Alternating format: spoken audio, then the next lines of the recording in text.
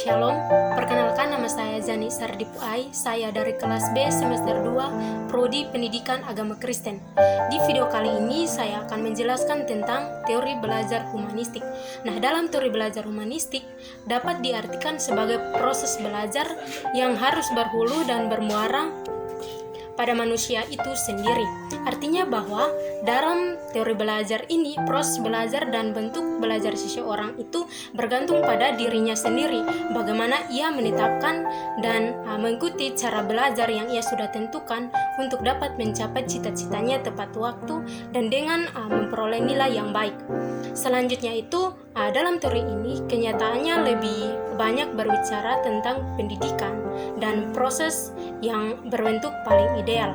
Artinya bahwa proses atau bentuk belajar seseorang itu dipilih sesuai dengan kemampuan, bukan dengan paksaan, sehingga dalam pelaksanaan belajarnya itu ia dapat mengerti dan memahaminya dengan baik.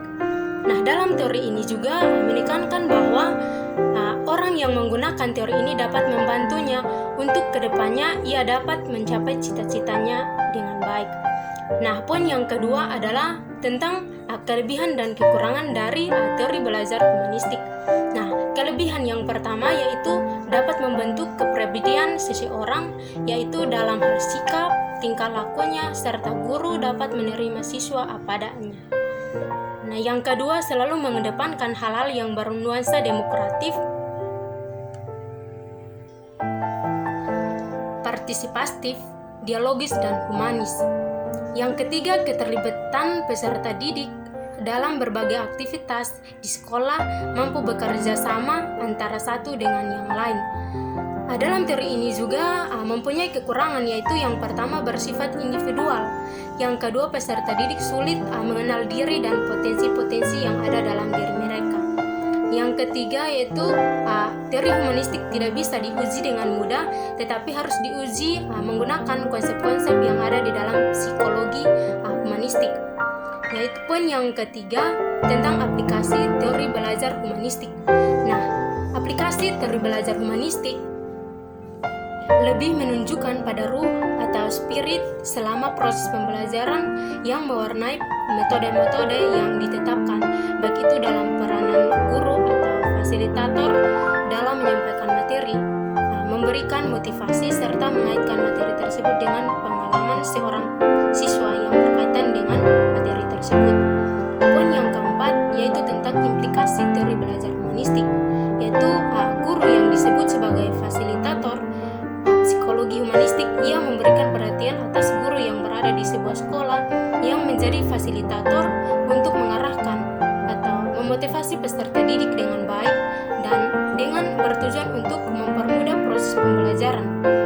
Dan guru menjadi fasilitator yang berkualitas dalam membimbing peserta didik, baik dalam suasana atau keadaan kelompok tersebut. Selanjutnya, permasalahan yang sering dialami oleh peserta didik dalam teori belajar humanistik. Nah, di sini saya mengambil sebuah contoh permasalahan yang dialami oleh seorang yang menggunakan teori ini, yaitu bagaimana cara kita mengatasi peserta didik yang bentuk belajarnya itu reflektor dalam teori belajar humanistik. Nah, di sini saya akan menjelaskan bagaimana cara mengatasi siswa yang bentuk belajarnya reflektor. Menurut saya, guru harus membekali dirinya dengan lebih baik seperti menyiapkan bahan ajar dan media serta metode yang digunakan meningkatkan keterampilan belajar seorang siswa agar terciptanya suasana pembelajaran yang menarik dan menyenangkan bagi peserta didik. Selain itu juga guru harus menerima peserta didik apa adanya serta kenali bakat atau minat peserta didik melalui penemuannya terhadap diri masing-masing peserta didik. Demikian hasil